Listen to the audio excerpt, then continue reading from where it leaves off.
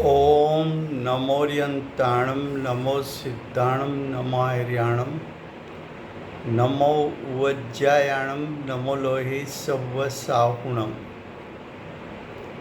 मंगलं भगवान् वीरो मंगलं गौतमो गणी मंगलं कुन्दकुन्दार्यो जैनधर्मोऽस्तु मंगलम्। ओंकार बिंदु संयुक्तं नित्यं जायन्ति योगिनः कामदं मोक्षदं चैव ओंकाराय नमो नमः। अहोपकार जिनवर्नो कुंदनो ध्वनि दिव्यनो जीन कुंद ध्वनि आप्या अहो आ गुरु काननो तुझ ज्ञान ध्यान नो रंग अमया दर्श रहो ओ शिव पद तक तुझ संग माता हाथ दो।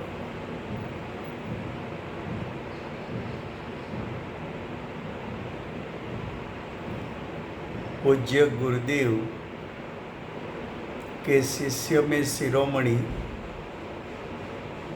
पूज्य बेंसरी के बड़े भाई हिम्मत भाई के जिसने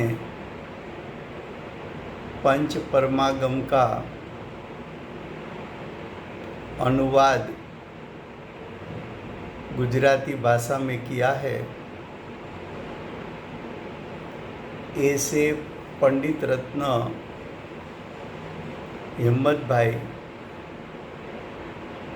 जिसको पूज्य गुरुदेव श्री ने निकट मोक्षगामी है और ऐसा कहा कि हमारे तो यहाँ पंडित एक ही हिम्मत भाई ही है।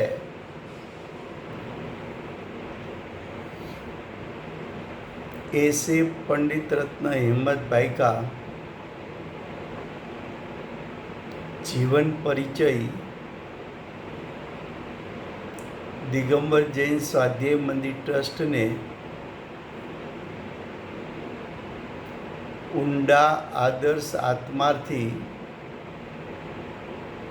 नाम का जो पुस्तक प्रकाशित किया है, उसमें आगे पंडित रत्न हिम्मत भाई का जीवन परिचय पर से हम उसका जीवन परिचय पढ़ रहे हैं। उसमें पेज नंबर 10 उसका लास्ट पैराग्राफ है। श्री पंचास्तिकाई संग्रह का अनुवाद करते समय तब गाथा 132, 135 और 139 की टीका में तदाश्रव क्षणा दुर्धव ऐसा आता है। वहाँ ऊर्ध्व शब्द का अर्थ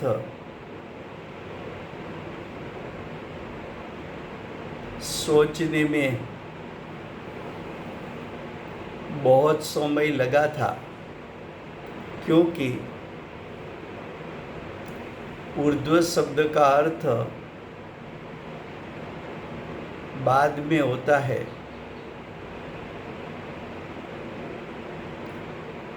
ततः ऊर्ध्व अर्थात उसके बाद ऐसा शास्त्र में बहुत से स्थान पर आता है, लेकिन यहाँ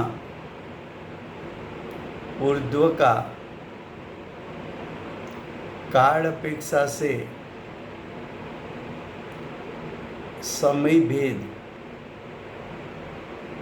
ये अर्थ हिम्मत भाई को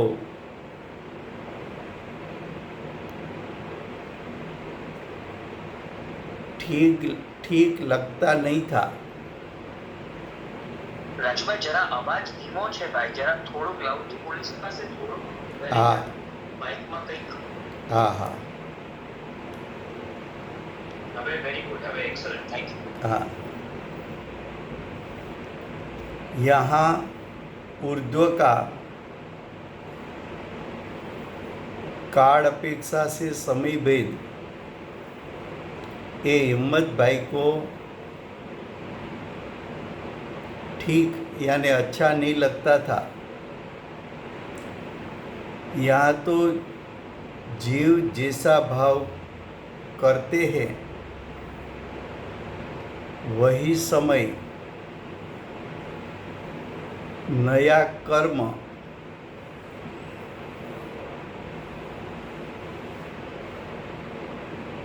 का बंध, यानी शुभ भाव करे तो पुण्य कर्म का बंध और अशुभ भाव करे तो पाप कर्म का बंध। तो जीव का शुभ भाव से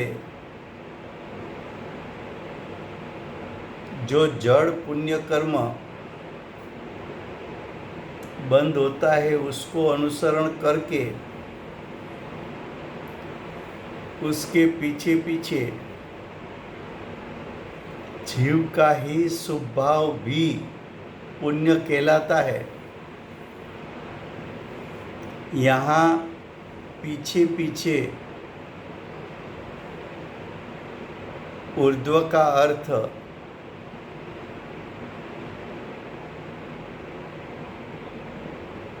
प्रथम या बाद ऐसा समय भेद नहीं समझना, क्योंकि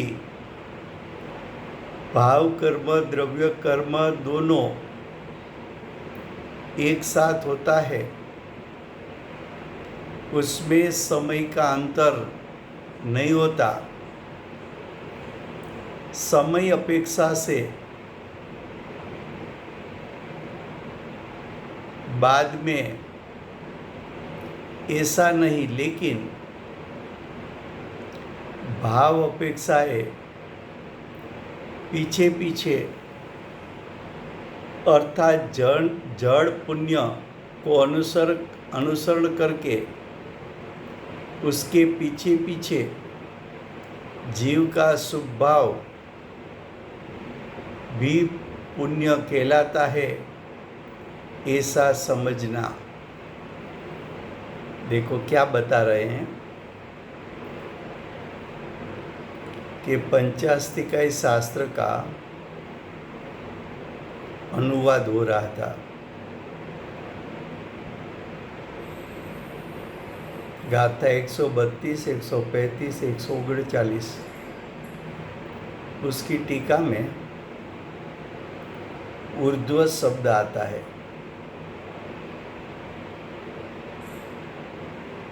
ऊर्ध्व शब्द का अर्थ होता है बाद में।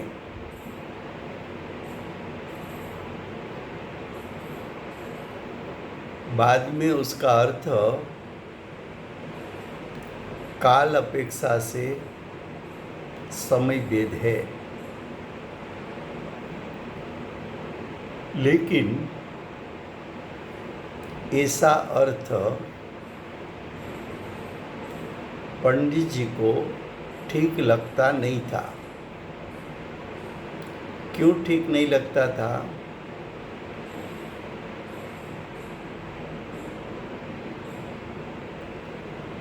तो कि जब जीव शुभ भाव करे, पुण्य भाव करे, उसी समय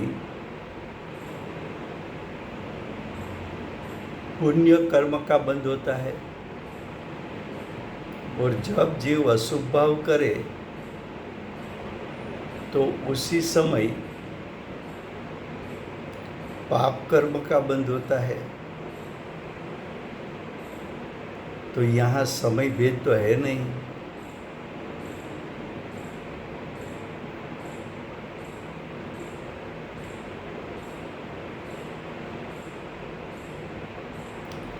तो यहाँ ऊर्ध्व का अर्थ कैसे करना चाहिए? तो कि ऊर्ध्व का अर्थ पीछे पीछे ऐसा नहीं। ऊर्ध्व का अर्थ जीव का शुभ भाव, उसका अनुसरण करके करके द्रव्य कर्म का बंध होता है।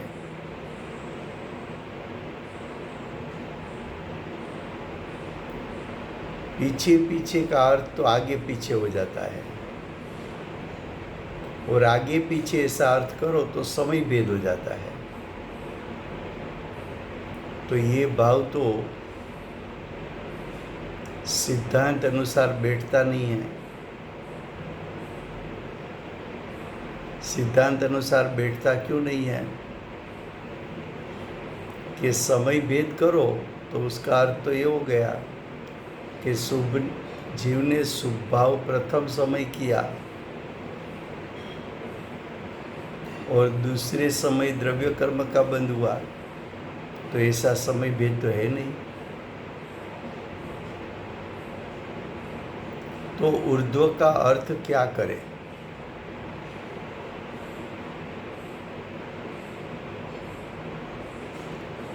तो कि पीछे पीछे का अर्थ उसका अनुसरण करके। उसका अनुसरण का अर्थ क्या?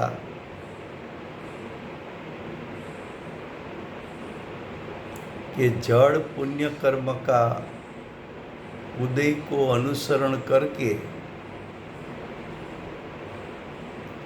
जीव का शुभ भाव भी पुण्य कहलाता है। तो अनुसरण करके कहने से आगे पीछे अर्थ नहीं होता है। तो ऊर्ध्व का अर्थ अनुसरण करके ऐसा बताना है, आगे पीछे समय अंतर नहीं बताना है। तो जब ये 132, 35 और 139 गाथा आई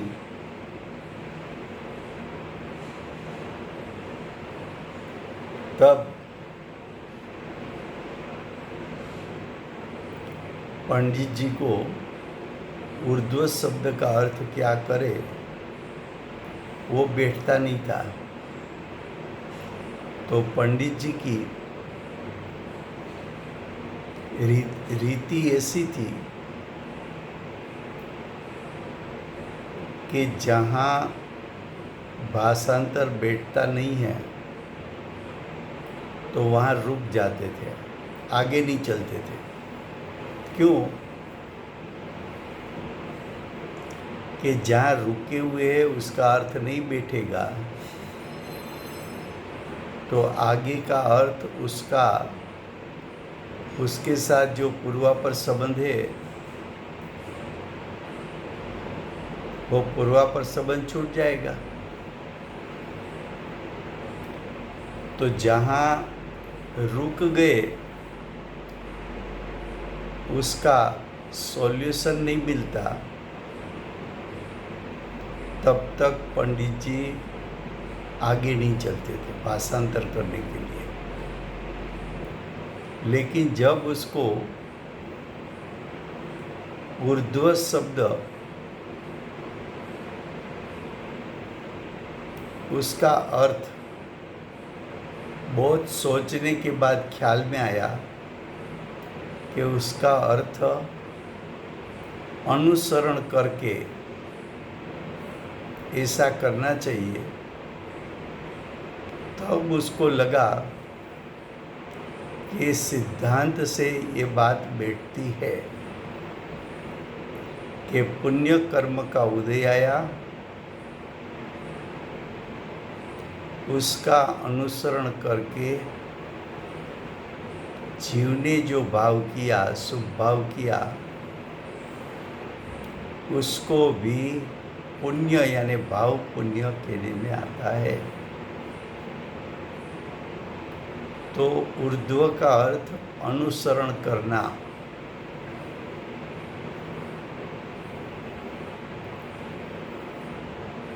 तो जो भाषांतर होता था उसको लिखकर नोटबुक पंडित जी पूज्य गुरुदेव को भेजते थे। तो ये भी अनुसरण वाला अर्थ पूज्य गुरुदेव को भेजा। अब देखो बाद में क्या हुआ, अगला पैराग्राफ। ऐसा अर्थ करके हिम्मत भाई ने अनुवाद प्लीज संभळातो નથી। हाँ, कट कट के भी आ रही है और बहुत धीमी आ रही है। अच्छा નથી आवाज નથી આવતો રાજુભાઈ। अच्छा हाँ, आवाज નથી આવતો।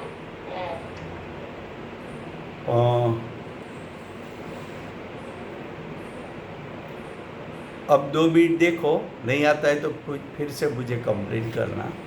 1 मिनट।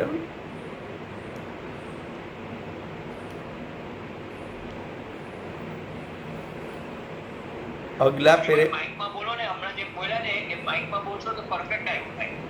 हाँ, अगला पैराग्राफ।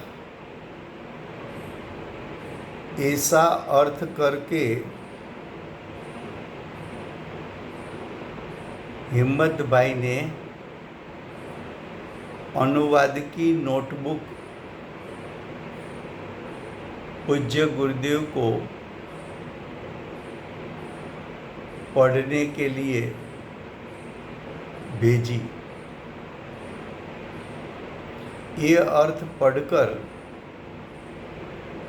पूज्य गुरुदेव अतिशय प्रसन्न हुए। दूसरे दिन एक मुमुक्षु भाई के यहाँ नया मकान का वास्ता निमित्त से पूज्य गुरुदेव व्याख्यान देने के लिए जा रहे थे। तब हिम्मत भाई ने स्वाध्याय मंदिर में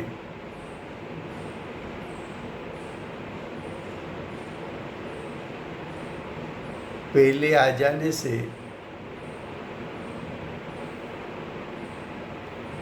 पूज्य गुरुदेव ने हिम्मत भाई को कहा, आपने उर्दू का अच्छा अर्थ ढूंढ निकाला।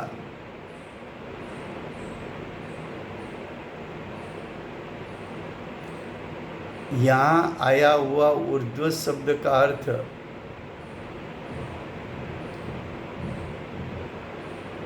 बराबर ढूंढा है। ऐसा अद्भुत अर्थ मिल जाने से उसकी ही धुन में पूज्य गुरुदेव श्री ने व्याख्यान पढ़ते पढ़ते अत्यंत आनंद सह कहा कि पेशवा राजा शंकराचार्य का पग धो रहे थे। तब शंकराचार्य का मुख मलका। ये देखकर पेशवा राजा ने पूछा कि साहेब, आप क्यों हंस रहे हो? पेशवा जैसा बड़ा राजा आपका पग धो रहे इसलिए? तब शंकराचार्य ने कहा, अरे पेशवा, तू पग धो रहा है, उसके सामने ध्यान किसका है? यानी शंकराचार्य का ध्यान नहीं था। पेशवा पग धो रहा है तो वहाँ उसका ध्यान नहीं था। तो ध्यान कहाँ था? तो देखो आगे, हम तो शास्त्र के कोई अर्थ न बैठता हो उसके लिए बहुत से दिनों से चर्चा विचारणा चलती हो, वहाँ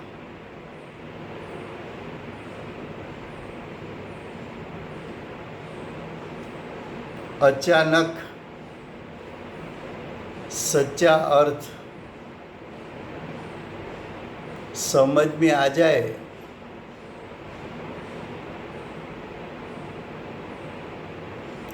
उसका सॉल्यूशन मिल जाए,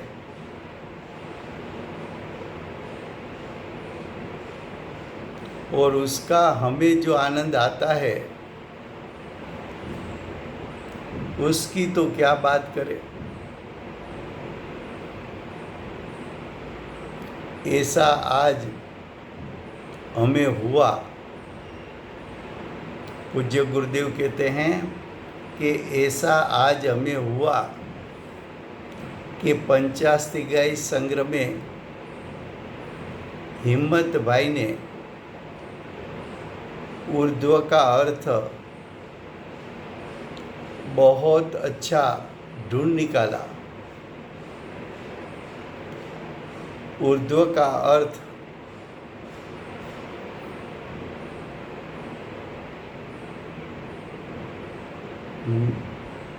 मिल जाने से पूज्य गुरुदेव बहुत प्रमोदित हुए। इस प्रकार हिम्मत भाई की तेजस्विता, हिम्मत भाई की बुद्धि, हिम्मत भाई की अर्थ ढूंढने की असाधारण क्षमता और आत्मविश्वास पूर्ण दृढ़ता पर पूज्य गुरुदेव खुश हो जाते थे। देखो, स्वयं गुरुदेव ने पेशवा का दृष्टांत देके हिम्मत भाई के बारे में गुरुदेव स्वयं ये बोले। ये एक प्रसंग हुआ। अब पंचास्तिकाई का दूसरा प्रसंग। ऐसा ही दूसरा प्रसंग पंचास्तिकाई संग्रह के अनुवाद प्रकाशित हो जाने के बाद हुआ। हिम्मत भाई ने 170वीं गाथा का अर्थ संयम तप संयुक्त होने पर भी 9 पदार्थ और तीर्थंकर के प्रति जिसकी बुद्धि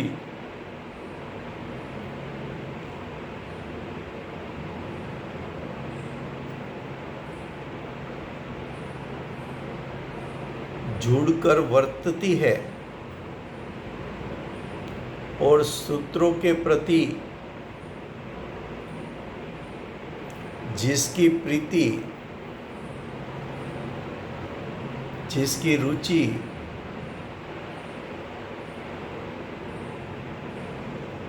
वर्तती है, वो जीव को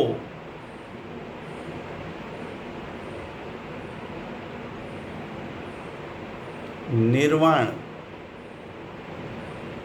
दूरतर, विशेष दूर है, ऐसा किया था। फिर से समझा देता हूँ कि क्या कहना चाहते हैं कि पंचास्तिकाय संग्रह का अनुवाद तो हो चुका था और उसकी 170 गाथा में संयम तप संयुक्त, तो संयम तप संयुक्त कौन होते हैं? तो कि छठे सातवें गुणस्थान पर झूलने वाले मुनि। छठे सातवें गुणस्थान पर झूलते हैं, फिर भी ऐसे मुनि को 9 पदार्थों और तीर्थंकर के प्रति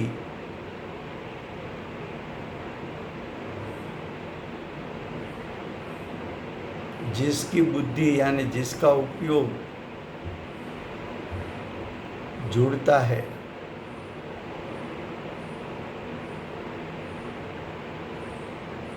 और सूत्रों के प्रति जिसका प्रीति वर्तती है, जिसकी यानी मुनि की, तो मुनि को सविकल्प दशा में क्या होता है? तो कि मुनि को 9 पदार्थ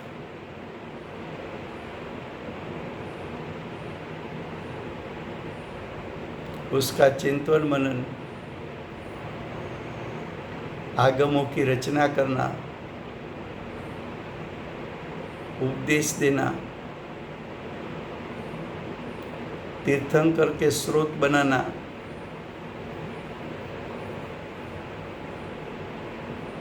सिद्धांतों, सूत्रों यानी सिद्धांतों, या तो सूत्रों का दूसरा अर्थ है भगवान की दिव्य ध्वनि के प्रति प्रीति यानी राग।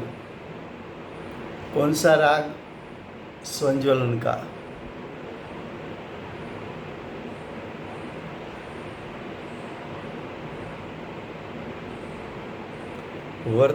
वर्तता है, वो जीव को निर्वाण यानी मोक्ष, दूरतर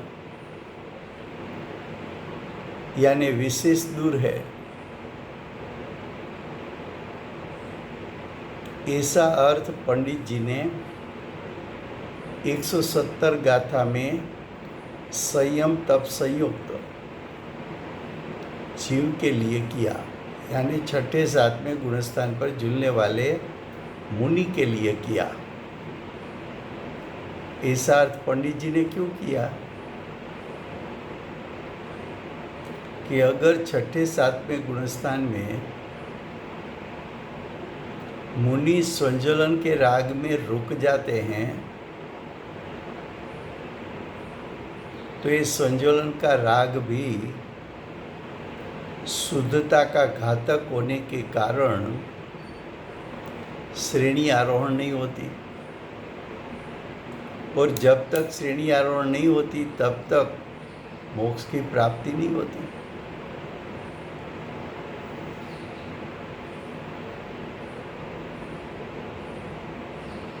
तो 9 पदार्थ का विकल्प, तीर्थंकर प्रति का विकल्प, सूत्रों के प्रति विकल्प, वहाँ रुकना वो विकल्प राग है, और राग यथाख्यात चारित्र का घातक है।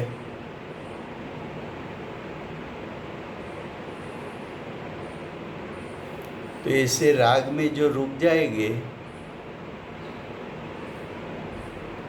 उसका मोक्ष विशेष दूर हो गया, ऐसा अर्थ पंडित जी ने किया।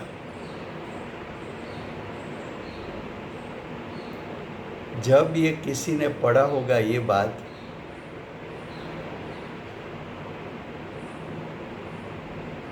तो किसी ने न्यूज़पेपर में दिया। क्या दिया कि सोनगढ़ वाले दूरतर निर्वाण का अर्थ विशेष दूर है ऐसा करते हैं।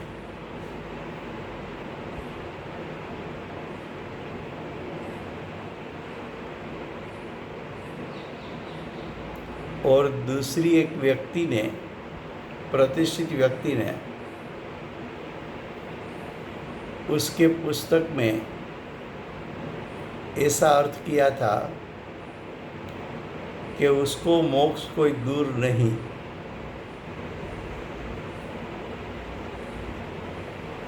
ऐसा किया था।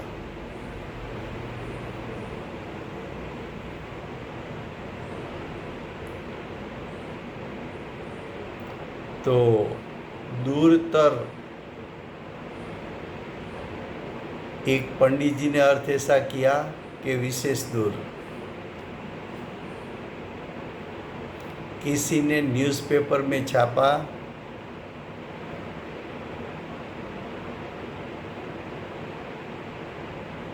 कि सोनगढ़ वाले दूरतर निर्वाण का अर्थ विशेष दूर करते हैं। और दूसरी एक प्रतिष्ठित व्यक्ति ने अर्थ ऐसा किया कि उसका मोक्ष कहीं कुछ दूर नहीं है।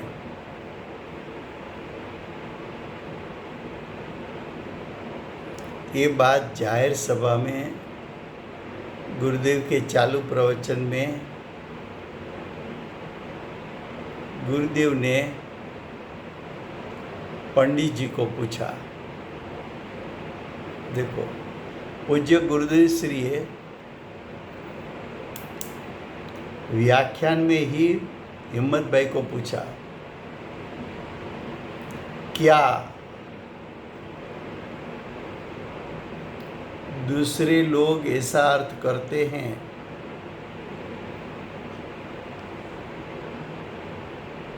फिर भी आपने ऐसा अर्थ किया? गुरुदेव ने पूछा। हिम्मत भाई ने जवाब दिया, उत्तर दिया, हाँ जी।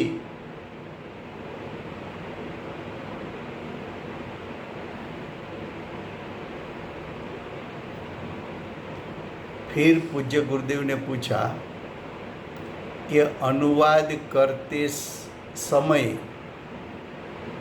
आपको दूसरे है किया हुआ अर्थ मालूम था? हिम्मत भाई ने कहा, हाजी साहब। उसका मतलब कि पंडित जी को मालूम था। और पंडित जी ने आगे भी कहा कि जिस शास्त्र का अनुवाद करूं उस समय उसके लागू सब साहित्य मिलाकर मैं पढ़ता हूँ तो सबका,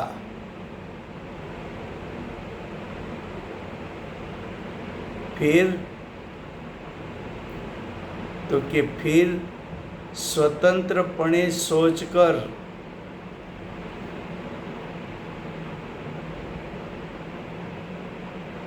ज़्यादा अर्थ बैठता है वही अर्थ करता हूँ। तो देखो, पंडित जी की स्वतंत्र विचारधारा थी। किसी ने लिखा इसलिए मान मत लेना कि ये सच्चा है। पढ़ना, उसके बाद उसको मध्यस्थता से विचार करना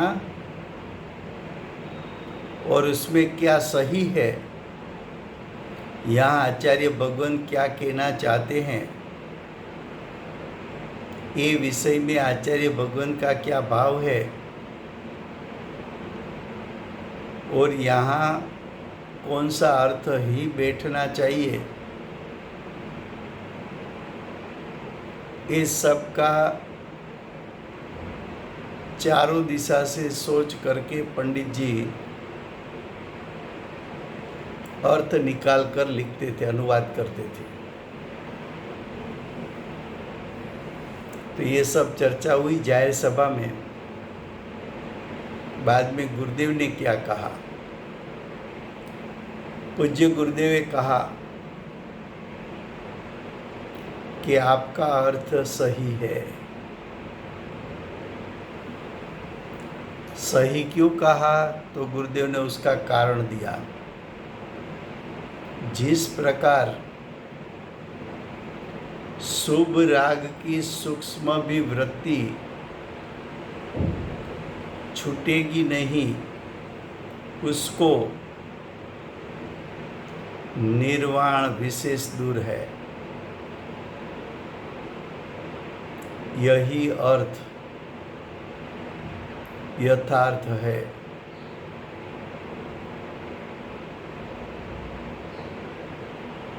अब नेक्स्ट पैराग्राफ। हाँ जी, પ્લીઝ આ છેલ્લી 1 મિનિટનું પાછું રિપીટ કરશો પ્લીઝ? हाँ ચોક્કસ। Thank you. प्रश्न क्या था, फिर से सोच लेते हैं। पंडित जी का कहना ये था कि छठे सातवें गुणस्थान पर झूलने वाले मुनिराज सविकल दशा में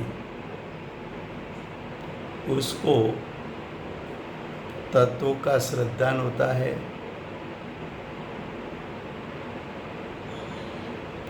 तीर्थंकरों के प्रति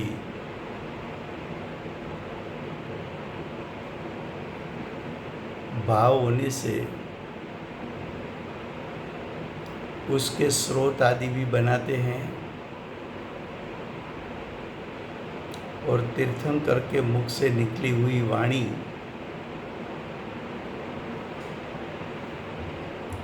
उसकी रुचि, उसकी प्रीति, उसके प्रति राग भी मुनियों को होता है।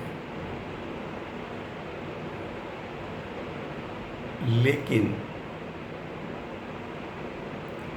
ऐसे राग में मुनि रुक जाते हैं, तो ऐसा राग भी शुद्धता का घातक होने के कारण श्रेणी आरोहण हो नहीं सकती, और श्रेणी आरोहण नहीं हो सकती तो अर्यंत पद यानी निर्वाण यानी मोक्ष की प्राप्ति नहीं होती। तो उसका अर्थ ये हुआ कि मुनि को भी ऐसे शुभ भाव में रुकने से उसका मोक्ष विशेष दूर हो जाता है।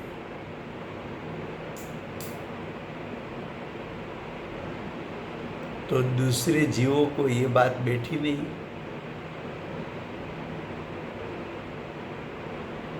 तो उसने न्यूज़पेपर में छपवाया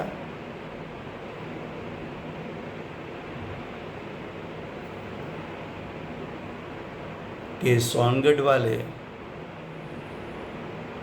दूरतर शब्द का अर्थ विशेष दूर यानी मोक्ष विशेष दूर हो जाता है, ऐसा किया है।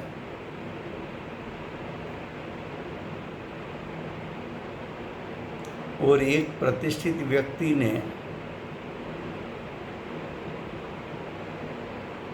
दूरतर का अर्थ ऐसा किया कि ऐसे मुनि को मोक्ष कुछ दूर नहीं है।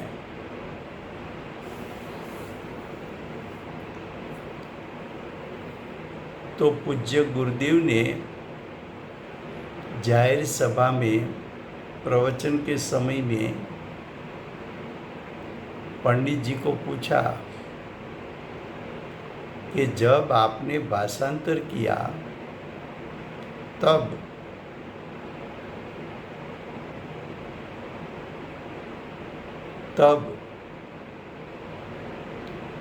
जिसने ऐसा अर्थ किया है कि उसको मोक्ष दूर नहीं है, ये बात क्या आपने पढ़ी थी? आपको मालूम था? तो जाहिर प्रवचन में पंडित हिम्मत भाई ने जवाब दिया कि हाँ, मुझे मालूम था।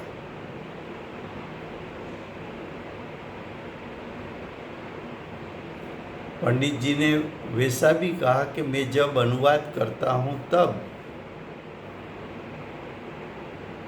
ये अनुवाद के लिए जिसने जो कुछ लिखा है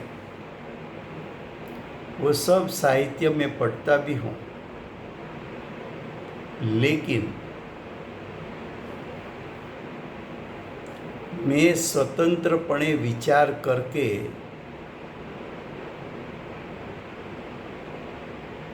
ये शास्त्र के आचार्य भगवान के भाव क्या है उसको सोचकर यहाँ कौन सा अर्थ होना चाहिए, ये सभी दिशा से सोचकर मैं उसका अर्थ करके भाषांतर करता हूँ। ऐसी सब चर्चा चली। उसके बाद गुरुदेव ने क्या कहा? तो गुरुदेव ने कहा कि आपका अर्थ सही है,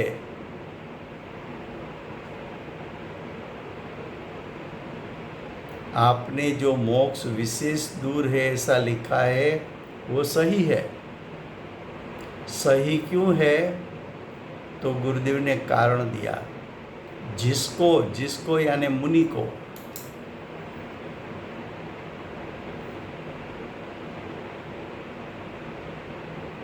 शुभ राग की सूक्ष्म विवृत्ति,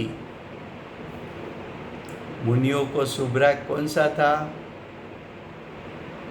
9 पदार्थ का चिंतन या शास्त्र रचना करना, तीर्थंकर के प्रति भक्ति करना, उसके स्रोत बनाना,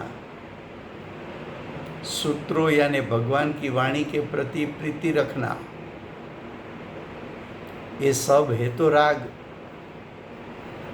कौन सा राग है? संजोलन का। कौन सा राग है? संज्वलन का राग।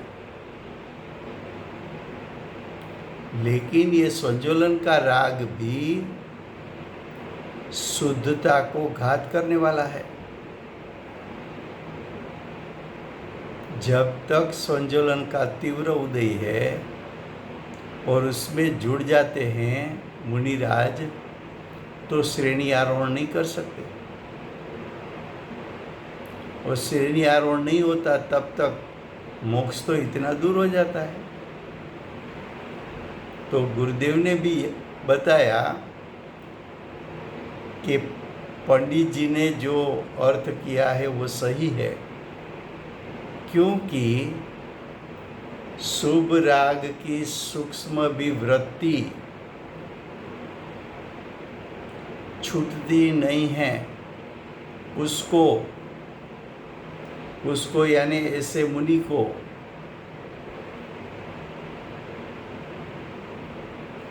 निर्वाण यानी मोक्ष दूर है, वही अर्थ यथार्थ है।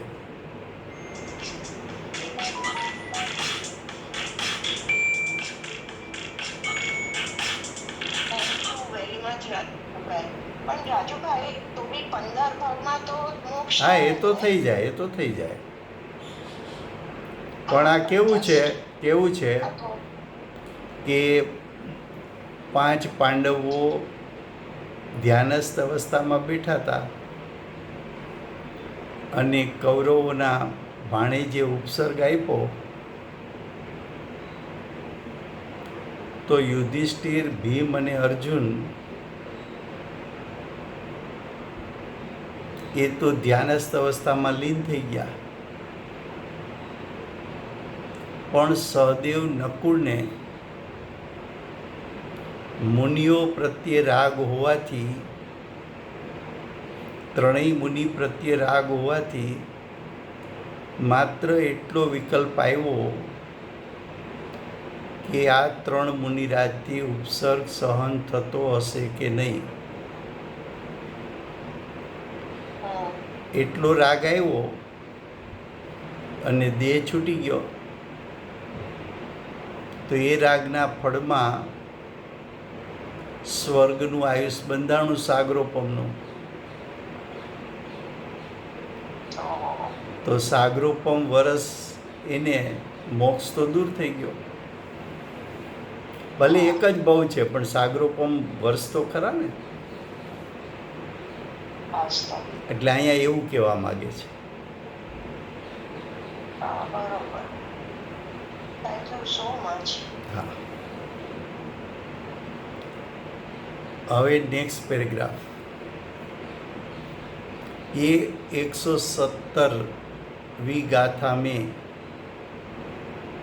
संयम, नियम और तपदारी मुनि भी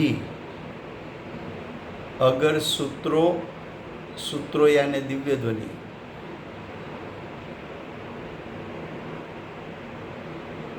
जीनो यानी तीर्थंकरो, अर्यंतो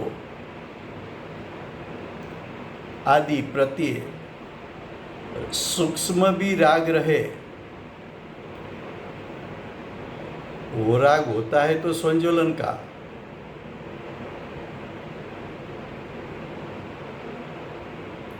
लेकिन जब तक ये संजोलन का राग विद्यमान है तब तक मोक्ष नहीं होता।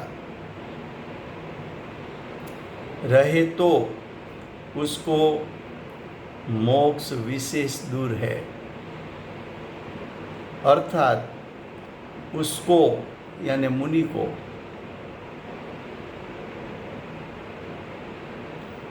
तुरंत ही मोक्ष प्राप्त नहीं होता। वो सूक्ष्म राग, वो यानी संजोलन का सूक्ष्म राग पिंजण को चिटका हुआ रूह की माफिक जो पिंजरा है उसकी आँख पर एक रूह चिटक जाए तो पिंजरा को कितनी तकलीफ देता है।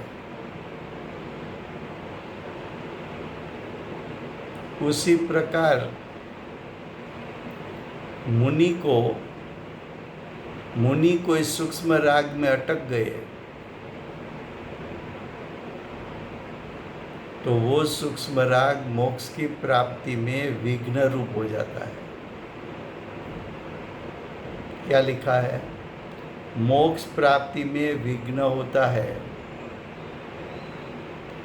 राग का जरा भी अंश,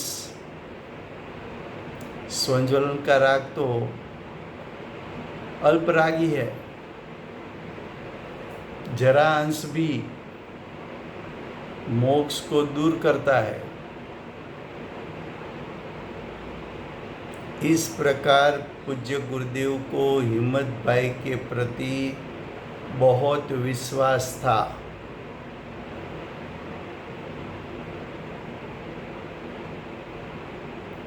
अब आगे नेक्स्ट पैराग्राफ। इस प्रकार क्रमशः एक एक परमागम का अर्थ है समय सार, प्रवचन सार, पंचास्तिकाय, नियम सार। इस 4 शास्त्र का तो हरिगीत और टीका दोनों अष्टपाहुड़ की टीका किसी आचार्य की नहीं थी। इसलिए पंडित जी ने कुनकुंदाचार्य देव रचित अष्टपाहुड़ की जो गाथा है, इस गाथा को ही गुजराती अनुवाद करके हरिगीत बनाया। तो एक के बाद एक परमागम का गुजराती अनुवाद करने में उसको यानी पंडित हिम्मत भाई को बहुत वर्षों तक अथाक परिश्रम लिया। हमें ये बात को ऐसा लेना चाहिए कि ऐसा अथाक प्रयत्न पंडित जी ने हम सब लोग के लिए किया है। अगर पंडित जी ने गुजराती अनुवाद नहीं किया होता तो आज हम भी समय सार पढ़ नहीं पाते।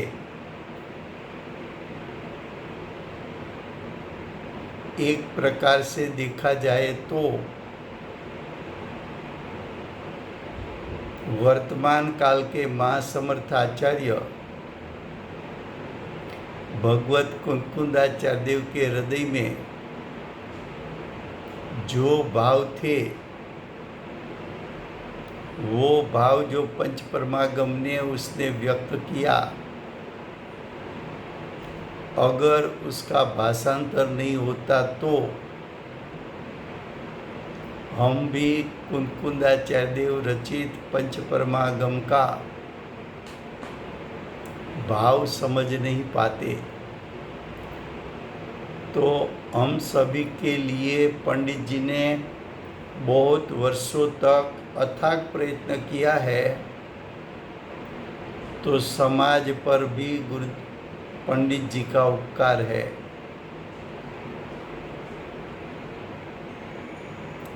तो उसने बहुत वर्षों तक अथाक परिश्रम किया।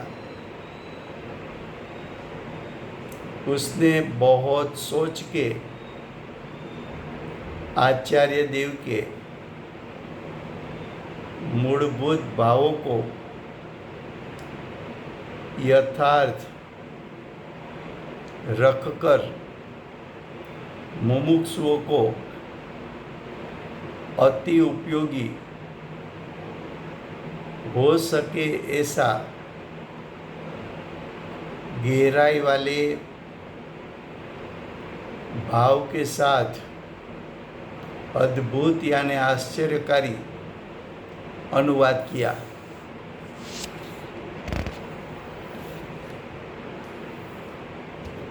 Next page number 12। प्रवचन सार और पंचास्तिकाय संग्रह की श्रीमद् अमृतचंद्राचार्य देव विरचित मूल संस्कृत टीका का 1000 साल में आज तक किसी ने हिंदी या गुजराती शब्द से अनुवाद किया नहीं था। क्या कहा कि कुनकुंदाचार्य देव ने शास्त्र रचना 2000 साल पहले की। कुंदकुंदाचार्य देव के देह परिवर्तन के बाद 1000 साल बाद अमृतचंद्राचार्य देव हुए। अमृतचंद्राचार्य देव ने कुंदकुंदाचार्य देव के परमागमों की संस्कृत में टीका की रचना की। वो संस्कृत टीका का भी 1000 साल हो गया। ये 1000 साल में भी किसी ने हिंदी या गुजराती अनुवाद नहीं किया था। तो ऐसा महान समर्थ कार्य पंडित रत्न हिम्मतभाई ने पूज्य गुरुदेव की आज्ञा से और माताजी की प्रेरणा से और हिम्मतभाई की सरस्वती के प्रति भक्ति के कारण ये शब्द सह गुजराती अनुवाद हिम्मतभाई के माध्यम से हुआ।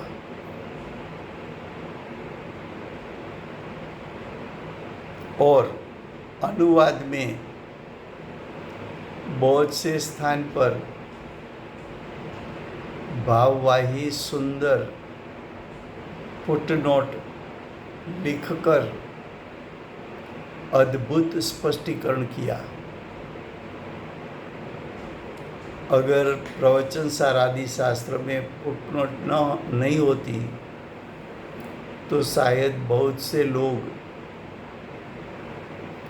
गुजराती भाषांतर होने पर भी उसको प्रवचन सार समझना कठिन हो जाता। पंडित जी की अनुवाद करते समय एक विवेक उसने ऐसा रखा था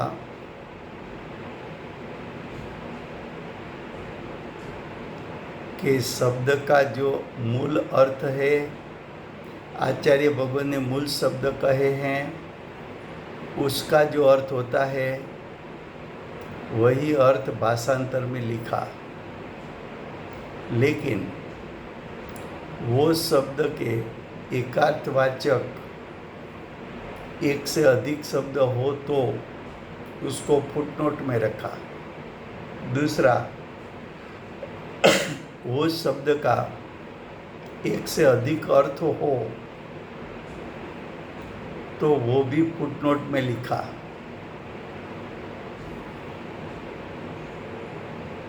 जिससे यहाँ कौन सा अर्थ बैठता है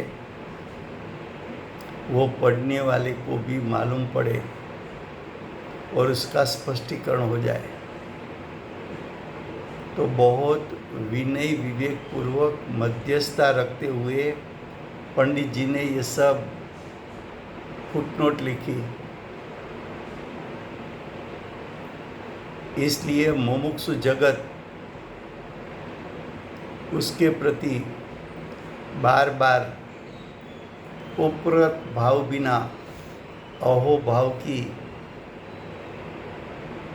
लागणी व्यक्त करता है।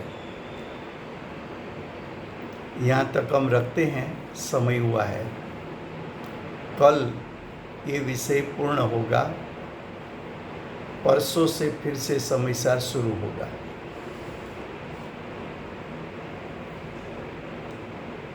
वर्तमान 24 आखरी तीर्थंकर बाल ब्रह्मचारी महावीर भगवाननो जय हो।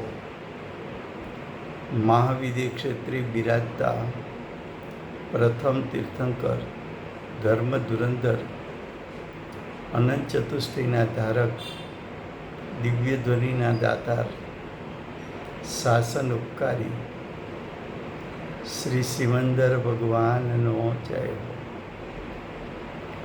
કડીકાળ સર્વજ્ઞ કેવળ જ્ઞાનની તળેટીમાં બેઠેલા મહાસમર્થ આચાર્ય ભગવત શ્રી કુંકુંદાચાર્ય દેવનો જય હો. સમ્યક દર્શનનો મહિમા બતાવનાર, તીર્થના નાયક, તીર્થના સ્થાપક, તીર્થના પ્રવર્તક, પરમ કૃપાળુ શ્રી સદગુરુ દેવનો જય હો. પૂજ્ય ગુરુદેવના નવભવનો મહિમા બતાવનાર, સ્વાનુભવ યુક્ત, જાતિસ્મરણ જ્ઞાન યુક્ત પ્રસમ મૂર્તિ ભગવતી માતનો જય હો. સમ્યક દર્શનની પ્રાપ્તિમાં નિમિત્તરૂપ અષ્ટજીનવાણી માતનો જય હો. પૂજ્ય ગુરુદેવ અને માતાજીની સાધના ભૂમિ સુવર્ણપુરી ધામનો જય હો. સુવર્ણપુરી ધામમાં બિરાજતા સર્વે દેવશાસ્ત્ર ગુરુ ભગવંતનો જય હો. વર્તમાન ગુરુ અને ભવિષ્યના તીર્થંકર શ્રી સૂર્યકીર્તિ ભગવાનનો જય હો. શ્રી સૂર્યકીર્તિ ભગવાનના સમોસળના મુખ્ય ગણધર શ્રી દેવેન્દ્ર કીર્તિનાથ ભગવાનનો જય હો. પરમ દિગંબર જૈન ધર્મનો જય હો. Thank you very much, Rajubhai. Thank you very much, Rajbhai. જય જિનેન્દ્ર. જય સાચી જિનેન્દ્ર. વાત તમે કરી. મામા નહીં હશે રાજુભાઈ, મામા નહીં હશે તો આપણે આ ત્રણ મહાપુરુષ આપણે આ જીવનમાં આવ્યા, ગુરુદેવ, માતાજી અને બાબા. હા, એ નહીં હશે તો આપણે કઈ ક્યાંય ના રહી હશે. સાચી વાત છે, સાવ સાચી. Absolute. મારા હિસાબે તો ત્રણેય ઇન્ડિવિડ્યુઅલી આપણે માટે બહુ જ ઉપકારી અને બહુ જ લાભદાયક છે. પોતપોતાની રીતે. અને એમનો ઉપકાર તો ભૂલાય જ નહીં. સાચી વાત છે. સાચી વાત છે, સાચી, બિલકુલ સાચી. એકદમ. જય જિનેન્દ્ર બધાને. જય Jinendra. Thank you Rajubhai. Bye bye.